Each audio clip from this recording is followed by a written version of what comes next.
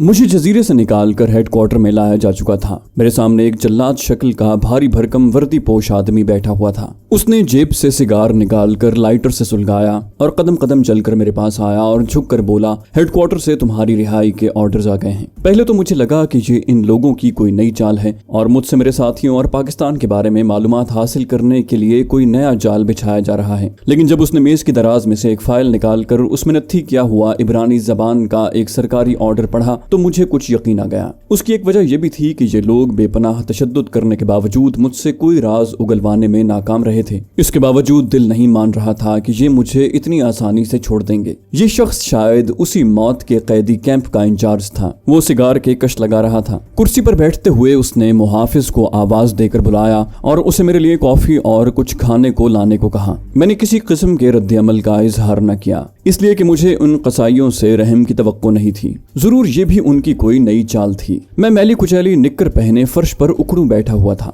चेहरा बालों में छुपा हुआ था। मुझे गर्म गर्म कॉफी और 2 फ्रेंच टोस्ट खाने को दिए गए। मैं उन्हें देखते ही देखते खा गया। गर्म कॉफी ने मेरे जिस्म को बड़ा सुकून दिया। खुदा जाने कितनी मुद्दत के बाद कॉफी और फ्रेंच टोस्ट खाने को मिले थे। सोचा मरना तो है ही, यहाँ से जो खाने को मिले खाते रहो, कम से कम इससे तवानाई तो बहाल होगी। इंचार्ज सिगार की राख एस्ट्रे में झाड़ते हुए बोला, ये फैसला इसलिए किया गया है कि हेड क्वार्टर तुम्हें बेगुनाह समझता है। तुम बहुत जल्द यहाँ से तिल अबीब और वहाँ से कैदियों के तबादले के बाद मिस्र भिजवा दिए जाओगे। लेकिन चूंकि तुम्हारी हालत बहुत पतली है, इसलिए तुम्हारा मेडिकल चेकअप होगा और जजीरे के हेल्थ सेंटर में तुम्हें कुछ देर मेडिकल निगरानी में रहकर अपनी सेहत बहाल करनी होगी। मैंने सोचा कहीं ये लोग मुझे स्लो पॉइजनिंग के जरिए तो हलाक नहीं करना चाहते, लेकिन इतना तरद्दुद करने की उन्हें क्या जरूरत है। वो जब चाहे मुझे शूट करके मेरी लाश समंदर में फेंक सकते हैं। यहाँ उन्हें पूछने वाला कौन है? तो क्या सचमुच मुझे कैदियों के तबादले के सिलसिले में रिहा तो नहीं किया जा रहा? मेरे दिल में मुसर्रत की एक लहर उभर आई। ऐसा हो सकता था और साल में एक आध बार इस ज़मीन में फलस्तीनी और इस्राएली जासूस कैदियों के तबादले होते रहते थे। अगर ये बात सही है तो फिर मुझसे ज्यादा खुशकिस्मत मौत के उस जजीरे में दूसरा कोई नहीं था। लेकिन मैंने अपनी दिली मुसर्रत का इजहार न होने दिया, क्योंकि शक की परछाइयां अब भी मेरे दिल के एक कोने पर छाई हुई थी। इंचार्ज ने मुझे सिगार पीने को दिया।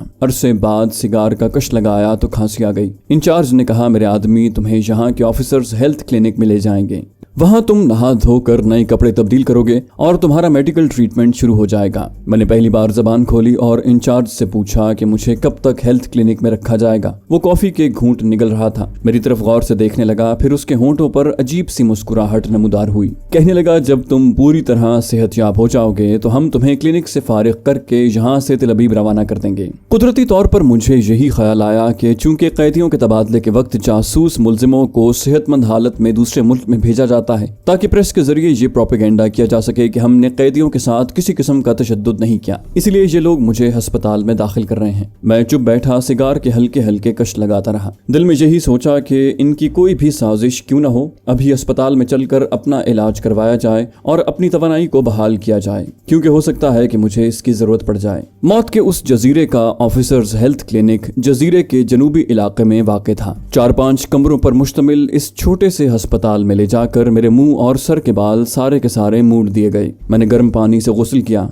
मुझे नीला पाजामा और नीली कमीज पहना दी गई। फिर मेरा मेडिकल चेकअप हुआ। मुझे कुछ इंजेक्शन दिए गए, कुछ गोलियां खिलाई गईं और क्लिनिक के एक कमरे में बिस्तर पर लिटाकर ताकीद की गई कि मैं यहाँ से बाहर न निकलूं और ज्यादा देर आराम करूं। इन नवाजिशों और इनायत की अभी तक मुझे समझ नहीं आ रही थी। किसी वक्त ख्याल आता कि हो सकता है कि ये कैदियों के तबादले से पहले मेरी सेहत बहाल करना चाहते हों। किसी वक्त ख्याल आता कि ये इनकी कोई भयानक साजिश भी हो सकती है। बहरहाल ये मेरे लिए एक खुश आइंद बात थी कि मैं जहन्नम से निकलकर जन्नत में आ गया था। मैं उस जन्नत में रहकर अपनी खोई हुई तवानाई वापस लाना चाहता था। एक डॉक्टर दिन में 3 मरतबा मेरा मुआयना करने आता। एक उधेड़ उम्र की इस्राएली नर्स मेरी खिदमत पर मामूर थी। मुझे कमरे से बाहर जाने की जरूरत भी महसूस नहीं हुई। खाने को मुझे दिन में 3 बार उम्दा ग़िज़ा मिलती। ये क्लिनिक जजीरे के अफसरों के लिए था। एक हफ्ते के बाद मैं फिर से ताज़ादम हो गया। बदन के सारे जख्म, तमाम कमजोरी जाती रही। मैं अपने अंदर नई तवानाई महसूस करने लगा। मेरा चेहरा भी भर गया था। रुखसारों की वो हड्डियां जो उभर आई थीं गायब हो गई थीं। मैं अपना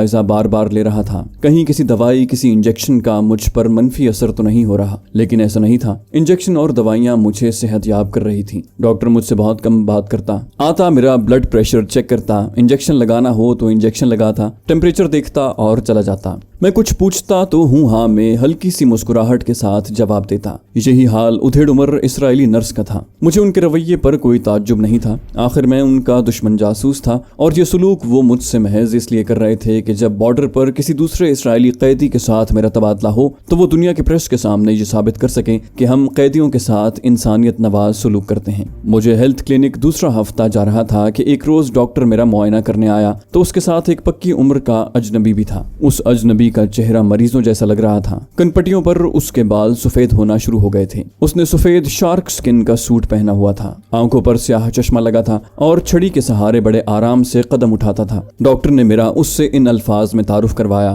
یہ ریڈ کراس کے بڑے ڈاکٹر ہیں، اپنے محکمے کی طرف سے تمہاری خیریت دریافت کرنے آئے ہیں۔ پکی عمر کا یہ ڈاکٹر مجھے خود ایک مریض لگ رہا تھا۔ اس نے مجھ سے ہاتھ ملایا، اس کا ہاتھ ٹھنڈا تھا۔ پھر وہ ڈاکٹر کو ذرا پرے لے جا کر شاید میرے بارے میں کچھ دریافت کرنے لگا۔ اس نے میری فائل کھول کر کاغذات بھی غور سے چیک کیے اور خاموشی سے ڈاکٹر کے ساتھ کمرے سے باہر نکل گیا۔ اب مجھے یقین ہو گیا کہ واقعی میں رہا کیا جا رہا ہوں اور سینائی کے بارڈر پر کسی خطرناک اسرائیلی جاسوس کے ساتھ تبادلہ کیا جائے گا۔ اپنی رہائی اور اس جہنم سے نجات حاصل کرنے کے خیال سے میرے رگو پے میں مسرت کی لہر دوڑ گئی۔ مزید ایک ہفتہ گزر گیا، میں پوری طرح صحت یاب ہو چکا تھا۔ صبح اٹھ کر میں کمرے کے اندر ہی ورزش بھی کرتا، جس سے میرے پٹھوں میں وہی پرانی طاقت واپس آ گئی تھی۔ ایک دن ڈاکٹر نے میرا تھوڑا بہت معائنہ کیا اور کہا کہ مجھے آخری چیک اپ کے لیے دوسرے بڑے ہسپتال میں لے جایا جائے گا۔ میں کچھ حیران سا ہوا کہ آخر میرے اتنے معائنوں اور چیک اپ کی کیا ضرورت ہے جبکہ میں پوری طرح صحت یاب ہو چکا ہوں۔ میں نے ڈاکٹر سے اس کا اظہار کیا تو وہ بولا، تمہیں مصری حکام کے حوالے کرنے سے پہلے ہمیں اپنے سارے فرائض پورے کرنے ہوں گے، ہمیں ہیڈ کوارٹر سے یہی حکم آیا ہے۔ میں نے پوچھا کہ بڑا ہسپتال کہاں ہے؟ اس نے اسٹیتھوسکوپ گردن سے نکال کر لمبے کوٹ کی جیب میں ڈالتے ہوئے کہا، یہاں سے زیادہ دور نہیں ہے، تمہیں ایک خاص ملٹری طیارے میں وہاں لے جایا جائے گا۔ دل میں عجیب عجیب خیال آنے لگے، یہ لوگ مجھے کسی جال میں تو نہیں پھنسا رہے؟ یہ جال آخر کیا ہو سکتا ہے؟ نہیں، یہ میرا وہم ہے۔ حقیقت یہی ہے کہ یہ اپنے کسی خطرناک اور انتہائی قیمتی جاسوس کے بدلے مجھے مصری حکام کے حوالے کرنے والے ہیں۔ بڑے ہسپتال میں میرے آخری چیک اپ کے بعد مجھے سینائی بارڈر پر لے جا کر مصری حکام کے حوالے کر دیا جائے گا اور میرے بدلے میں اپنا آدمی وصول کر لیں گے۔ اگلے ہی روز ہسپتال کے باہر ایک جیپ آ کر کھڑی ہو گئی۔ میں خود چل کر جیپ میں بیٹھ گیا۔ جزیرے کی ہوا بڑی خوشگوار لگی۔ جیپ جزیرے کے مغربی ساحل سے نکل کر شمال مشرق کی جانب ایک چھوٹے سے ہوائی اڈے پر پہنچ کر رک گئی، جہاں ایک چھوٹا فوجی طیارہ پہلے سے موجود تھا۔ طیارے میں سے ایک فوجی افسر سٹین گن ہاتھ میں لیے باہر نکلا۔ دو فوجی طیارے کے اندر ہی بیٹھے رہے۔ مجھے طیارے میں ان کے درمیان بٹھا دیا گیا۔ ان اسرائیلی فوجیوں کے چہرے خاموش اور سپاٹ تھے۔ ڈاکٹر نے میری پروفائل اسرائیلی فوجی افسر کے حوالے کر دی۔ طیارہ ہوائی پٹی پر کچھ دیر تک دوڑنے کے بعد فضا میں بلند ہو گیا۔ موت کے جزیرے سے نجات پانے کے احساس سے میں بے حد خوش تھا۔ اسرائیلی فوجی افسر میرے پاس ہی سیٹ پر بیٹھا تھا۔ ایک بار اس نے میری طرف مسکرا کر دیکھا۔ میں نے اس سے خوشگوار موسم کے بارے میں بات کی اور پھر پوچھا، ہم کتنی دیر میں بڑے ہسپتال پہنچ جائیں گے؟ اس نے اپنے سر کو ذرا سا ہلا کر عبرانی زبان میں کہا، بہت جلد، اور یہ کہہ کر وہ طیارے کی گول کھڑکی میں سے باہر دیکھنے لگا۔ اس وقت دن کے 2 بجے ہوں گے۔ کھانا میں نے ہسپتال والے کمرے میں ہی کھا لیا تھا۔ دل کافی حد تک مطمئن تھا، چنانچہ مجھ پر غنودگی طاری ہونے لگی اور میں نے سیٹ کے پیچھے سر لگا کر آنکھیں بند کر لیں۔ مجھے نیند آ گئی۔ میں کافی دیر تک سویا رہا کیونکہ جب میری آنکھ کھلی تو باہر اندھیرا تھا۔ طیارہ آہستہ آہستہ ایک طرف گھوم رہا تھا۔ میں نے اسرائیلی فوجی افسر کی طرف دیکھ کر وقت پوچھا۔ اس نے کہا، ہم منزل پر پہنچ گئے ہیں۔ میں نے کھڑکی سے نیچے نگاہ ڈالی۔ ایک طرف کچھ مدھم سی روشنیاں جھلملا رہی تھیں۔ نیچے کوئی ایسا شہر نہیں تھا جس کی بے شمار روشنیاں دکھائی دیتی۔ میں نے فوجی افسر سے کہا، کیا یہ ہسپتال کسی شہر میں ہے؟ اس نے ایک لمحے کے لیے میری طرف دیکھا، ذرا سا مسکرایا اور بولا، ہسپتال شہروں میں ہی ہوتے ہیں۔ جب میں نے کہا کہ نیچے کسی شہر کی روشنیاں نظر نہیں آ رہی تو وہ بولا، یہاں بجلی کی پاور کی کمی ہے، اس لیے شہر کے بیشتر علاقوں میں رات کے شروع ہوتے ہی روشنیاں بجھا دی جاتی ہیں۔ وہ نیچے دور جو بتیاں نظر آ رہی ہیں وہ بڑا ہسپتال ہے۔ میرے پوچھنے پر فوجی افسر نے بتایا کہ فائنل چیک اپ 10 منٹ میں ہو جائے گا۔ میں نے اطمینان کا سانس لیا۔ طیارہ نیچے اتر رہا تھا، پھر اس کے پہیے ہوائی پٹی سے ٹکرائے اور کچھ دور جا کر طیارہ رک گیا۔ ایک جیپ دوڑتی ہوئی ہمارے طیارے کے پاس آ کر رک گئی۔ اس میں سے ایک سفید کوٹ اور مضبوط جسم والا ڈاکٹر باہر نکلا اور میرے کاندھے کو آہستہ سے تھپ تھپا کر کہنے لگا، دوست تم جوان آدمی ہو، بہت جلد صحت یاب ہو جاؤ گے، ورنہ جہاں تمہیں بند کیا گیا تھا وہاں سے کبھی کوئی زندہ واپس نہیں آیا۔ مجھے دوسری جیپ میں بٹھا دیا گیا۔ دونوں سٹین گن بردار اسرائیلی محافظ اور ڈاکٹر بھی میرے ساتھ ہی جیپ میں بیٹھ گئے۔ جیپ بڑے ہسپتال کی طرف چل پڑی۔ یہ ایک ویران سی سڑک تھی جس کے دونوں جانب کہیں کہیں کھجور اور انجیر کے درخت اندھیرے میں مجھے دکھائی دے جاتے۔ انجیر کے درختوں کو میں اندھیرے میں بھی پہچان لیتا تھا۔ یہ علاقہ اسرائیل کا ہی تھا۔ میں نے دبی زبان میں فوجی محافظ سے پوچھا کہ یہ کون سا علاقہ ہے، تو اس نے اشارے سے مجھے خاموش رہنے کو کہا۔ میں نے کوئی خیال نہ کیا۔ میں بہرحال ایک دشمن جاسوس تھا اور مجھ سے زیادہ بات چیت نہیں کی جا سکتی تھی۔ جیپ اب ایک ایسی سڑک پر آ گئی جہاں تھوڑے تھوڑے فاصلے پر بجلی کے بلب روشن تھے۔ ہم ایک خشک دریا کے پل پر سے گزرے تو جیپ نسبتاً ایک پکی اور ہموار سڑک پر آ گئی۔ علاقہ سطح مرتفع کا تھا۔ آس پاس چھوٹے چھوٹے ٹیلوں کا سلسلہ پھیلا ہوا تھا۔ مضبوط جسم والا ڈاکٹر اگلی سیٹ پر فوجی ڈرائیور کے ساتھ بیٹھا تھا۔ اس نے ایک تھیلے میں سے کوکا کولا کا ٹن نکال کر مجھے پینے کو دیا۔ مجھے بھوک محسوس ہو رہی تھی، لیکن میں اس خیال سے خاموش رہا کہ شاید ہسپتال پہنچنے پر یہ لوگ رات کا کھانا کھائیں گے۔ ٹیلوں میں سے نکل کر جیپ ایک سیدھی سڑک پر آئی تو مجھے دور سے بہت سی جگمگاتی ہوئی بتیوں کا جھرمٹ نظر آیا۔ میں نے اطمینان کا سانس لیا۔ بڑا ہسپتال آ گیا تھا۔ میں نے عبرانی میں ڈاکٹر سے پوچھا کہ ڈاکٹر وہ سامنے بڑے ہسپتال کی روشنیاں ہیں کیا؟ اس نے اس بات میں جواب دیا اور چپ ہو گیا۔ مجھے ان لوگوں کی خاموشی کچھ پراسرار سی لگنے لگی تھی۔ نہ جانے کیوں میرا دل کسی آنے والے خطرے کو محسوس کر کے زور سے دھڑک اٹھا، مگر میں نے اپنے دل کو تسلی دی کہ ایسی کوئی بات نہیں ہے۔ یہاں معمولی سا فائنل چیک اپ ہوگا اور پھر مجھے اس بک سے ہمیشہ کے لیے نجات مل جائے گی۔ میں اسی طیارے کے ذریعے تل ابیب اور پھر وہاں سے سینا کی مصری سرحد پر پہنچ جاؤں گا اور اس کے بعد میں آزاد ہو جاؤں گا۔ روشنیاں قریب آ رہی تھیں۔ کوئی 20 منٹ کے بعد ہماری جیپ ایک 2 منزلہ سفید رنگ کی خوبصورت عمارت کے پورچ میں کھڑی تھی۔ لابی کا فرش چمک رہا تھا۔ عمارت کے باہر کچھ نہیں لکھا تھا۔ ایک نرس تیز تیز قدم اٹھاتی ہمارے قریب سے گزر گئی۔ میرے سارے خدشے اور اندیشے دور ہو گئے۔ یہ ہسپتال ہی تھا۔ پریشان ہونے کی کوئی بات نہیں تھی۔ میں بڑا خوش جیپ میں سے نکل کر لابی کے فرش پر آ گیا۔ میرے محافظ فوجی بھی میرے پیچھے نکل آئے اور میرے دائیں بائیں کھڑے ہو گئے۔ یہ کوئی انوکھی بات نہیں تھی۔ آخر میں ایک خطرناک جاسوس تھا۔ انہوں نے میری نگرانی تو کرنی ہی تھی۔ سامنے والا شیشے کا دروازہ کھلا اور ایک نیا ڈاکٹر مسکراتا ہوا نمودار ہوا۔ ہمارے ڈاکٹر نے اس سے ہاتھ ملایا اور میری طرف اشارہ کر کے کہا، ڈاکٹر یہ ہیں تمہارے مریض، ان کا فائنل چیک اپ ہوگا۔ ہم کب تک فارغ ہو جائیں گے؟ کیونکہ مجھے واپس ایئرپورٹ کے کلینک بھی جانا ہے۔ نووارد ڈاکٹر نے کہا، 1 گھنٹے میں ہم آپ کو فارغ کر دیں گے، آئیے اندر چلیے۔ اسپتال کی راہداری بھی بے حد صاف ستھری اور چمکیلی تھی۔ اس ویران علاقے میں یہ بہت ہی صاف ستھرا اور اہم ہسپتال تھا۔ شاید یہ اسرائیلی فوجی افسروں کے لیے بنایا گیا تھا کہ وہ یہاں آ کر علاج بھی کروائیں اور سکون کے ماحول میں کچھ دن بھی گزار سکیں۔ ایک بحری فوج کا افسر ہمارے قریب سے گزر گیا۔ ہسپتال ایئر کنڈیشن تھا۔ باہر کی گرم فضا کے مقابلے میں اندر ہلکی ہلکی خوشگوار خنکی تھی جس میں مختلف دوائیوں کی دھیمی دھیمی بو رچی ہوئی تھی۔ ایک نرس ٹرالی لے کر ہمارے قریب سے گزری۔ ٹرالی پر سٹین لیس سٹیل کے تشت میں کچھ شیشیاں اور انجیکشن کا سامان پڑا تھا۔ مجھے ایک چھوٹے سے مگر صاف ستھرے کمرے میں لے جایا گیا۔ درمیان میں سفید چادر والا بستر لگا تھا۔ سائڈ ٹیبل پر تھرمس اور گلاس پڑا تھا۔ چھت میں مرکری لائٹوں کی 2 ٹیوبیں روشن تھیں۔ میرے فوجی محافظ باہر ہی رہ گئے۔ دونوں ڈاکٹر میرے ساتھ اندر آئے تھے۔ انہوں نے مجھے بستر پر لیٹنے کا اشارہ کیا۔ پھر ایک ڈاکٹر میری نبض دیکھنے لگا۔ دونوں نے میری قمیض اوپر کر کے میرے دل پر اسٹیتھوسکوپ لگایا اور اپنی کلائی کی گھڑی پر نظریں جماتی۔ میری میڈیکل فائل اس کے پاس ہی تھی جو اس نے کمرے میں داخل ہوتے ہی میرے بستر کی سائڈ ٹیبل پر رکھ دی۔ کوئی 1 منٹ تک وہ میرے دل کی دھڑکنیں اور دوسرا ڈاکٹر میری نبض دیکھتا رہا۔ پھر نئے ڈاکٹر نے میری فائل کھول کر اس میں کچھ لکھا۔ فائل بند کر کے میز پر رکھی اور دونوں باہر نکل گئے۔ ظاہر ہے میرا فائنل چیک اپ ہو رہا تھا۔ قدرتی طور پر میرے دل میں کسی قسم کا کوئی دوسرا خیال پیدا نہیں ہو سکتا تھا اور وہاں کوئی ایسی شے بھی نظر نہیں آ رہی تھی کہ مجھے کوئی خطرہ محسوس ہوتا۔ آخر خطرہ کس بات کا ہو سکتا تھا؟ ڈاکٹر دروازہ کھول کر باہر نکلے تو میں نے دیکھا کہ باہر دونوں فوجی محافظ سٹین گنے اٹھائے پہرا دے رہے تھے۔ یہ بھی کوئی انوکھی بات نہیں تھی۔ میں دشمن ملک کا خطرناک جاسوس تھا۔ میری نگرانی ان کا فرض تھا۔ یہ ان کی ڈیوٹی تھی۔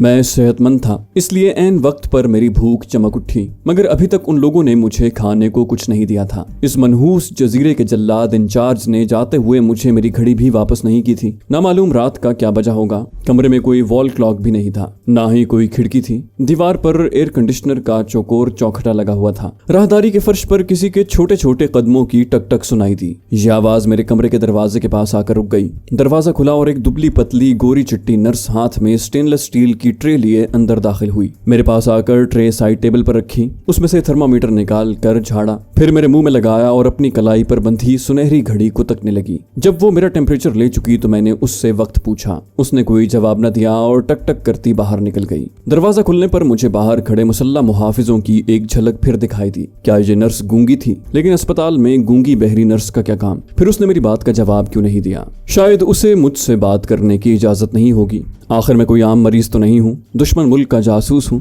मैं अपने आप से यूं ही बातें करने लगा। राहदारी में खामोशी छाई थी। किसी वक्त दूर से किसी दरवाजे के खुलने और बंद होने की आवाज आ जाती। मैं गहरी सोच में डूब गया। फजा में मुझे कुछ पुरस्कार सी बात का एहसास हो रहा था। इतने में बाहर से कदमों की आवाज आने लगी। मैं साफ सुथरे बिस्तर पर पलंग से टेक लगाए नीम दराज था। दरवाजा आहिस्ता से खुला। उस अस्पताल का डॉक्टर अंदर दाखिल हुआ। उसके साथ वही सफेद सूट वाला उधेड़ उम्र का कमजोर और उदास चेहरे वाला पुख्ता उम्र का आदमी था, जिससे जजीरे में मेरी मुलाकात हुई थी। उसकी कनपटियों के बाल सफेद हो रहे थे। शक्लो सूरत से वो कोई डिप्लोमेट लगता था। उसके हाथ में फूलों का एक गुलदस्ता था। मुझे पेश करते हुए उसने खंदा पेशानी से मेरी रिहाई पर मुबारकबाद दी और डॉक्टर से कहा, डॉक्टर, सब मामला तयशुदा प्रोग्राम के मुताबिक होने चाहिए। डॉक्टर ने मेरी मेडिकल फाइल खोली और मेरे बिस्तर से जरा परे ले जाकर उसे कुछ दिखाने लगा। सफेद सूट वाला जर्द रू डिप्लोमेट आहिस्ता आहिस्ता सर हिलाकर जैसे अपनी खुशनुदी का इजहार कर रहा था। जाते हुए उस डिप्लोमेट ने एक बार फिर मुझे गहरी नजर से देखा और बोला, आज सुबह सुबह तुम अपने मुल्क की तरफ रवाना कर दिए जाओगे। उसने एक मानी खेज निगाह डॉक्टर पर डाली। दोनों जरा सा मुस्कुराए और कमरे में से निकल गए। मैंने जमाने के बड़े सर्द गर्म देखे थे। हर किस्म के माहौल में जिंदगी बसर की थी। कातिलों, डाकुओं, जंगली वहशियों और वतन पर जान निसार कर देने वालों के साथ भी रहा था। अब मुझे यकीन हो गया कि यहाँ कुछ हो रहा है। मेरे खिलाफ कोई घिनौनी साजिश तैयार की जा रही है। मैं यहाँ महफूज नहीं हूँ। मैं इस मुअम्मे को हल करना चाहता था और इसका बज़ाहिर कोई तरीका नहीं था। मैं उन लोगों के दिलों के भेद मालूम करना चाहता था। आखिर इनके दिलों में क्या है? ये हकीकत में क्या चाल चल रहे हैं? ये वो सवाल था जिसका जवाब मुझे हर हालत में हासिल करना था। काफी देर सोच विचार करता रहा। आखिर एक ही तरीका सुझाई दिया। मैंने उसी पर अमल करने का फैसला कर लिया और अपने कमरे में किसी के दाखिल होने का इंतजार करने लगा। मुझे उन लोगों पर इसलिए भी शक पड़ा कि मैंने नर्स से कुछ खाने के लिए मांगा, क्योंकि मुझे भूख लग रही थी। तो उसने कहा कि अभी तुम्हें खाने को कुछ नहीं मिलेगा, थोड़ा इंतजार करो। ये तमाम अलामात किसी ऑपरेशन की थी। क्या ये लोग मेरा ऑपरेशन करने वाले थे? 15-20 मिनट के बाद राहदारी में एक बार फिर किसी के कदमों की आवाज सुनाई दी। मैं जल्दी से बिस्तर से उठकर कमरे में टहलने लगा। अपनी स्कीम पर अमल करने का वक्त आ गया था। दरवाजा खुला। वही नर्स टेम्परेचर देखने वाला सामान ट्रे में रखे अंदर दाखिल हुई। मैंने सोची समझी स्कीम के मुताबिक उससे बातें शुरू कर दी। नर्स ने मुझे बिस्तर पर लेट जाने को कहा। मैं बड़ी फुर्ती से अपने पलंग की तरफ बढ़ा और फिर प्रोग्राम के मुताबिक धड़ाम से फर्श पर गिर पड़ा। यूं जाहिर किया जैसे बेहोश हो गया हूँ। नर्स घबरा कर पीछे हट गई। फिर उसने मुझे उठाने की कोशिश की। मैंने अपना आप छोड़ दिया। परेशान होकर उसने बाहर खड़े गार्ड को आवाज दी। मैं बहुत ही नीम व नजरों से देख रहा था। दरवाजा जोर से खुला। दोनों स्टेन गनों वाले फौजी दौड़कर अंदर आए। नर्स ने उन्हें बताया कि ये बेहोश हो गया है, इसे बिस्तर पर डालो, मैं डॉक्टर को खबर करती हूँ। वो तेजी से बाहर निकल गई। गार्ड ने मुझे उठाकर बिस्तर पर डाल दिया और मेरे दरवाजे में अंदर की जानिब अटेंशन होकर खड़े हो गए। मैं बिल्कुल बेसुध पड़ा था, मगर बहुत ही नीम व आंखों से बराबर दरवाजे की तरफ देख रहा था। ये स्वांग मैंने इस उम्मीद पर रचाया था कि हो सकता है मुझे बेहोश पाकर ये लोग अपनी जबान से कोई राज की बात उगल दें और मुझे संगीन सूरत हाल का इल्म हो जाए। राहदारी में तेज तेज कदमों की आवाज आई।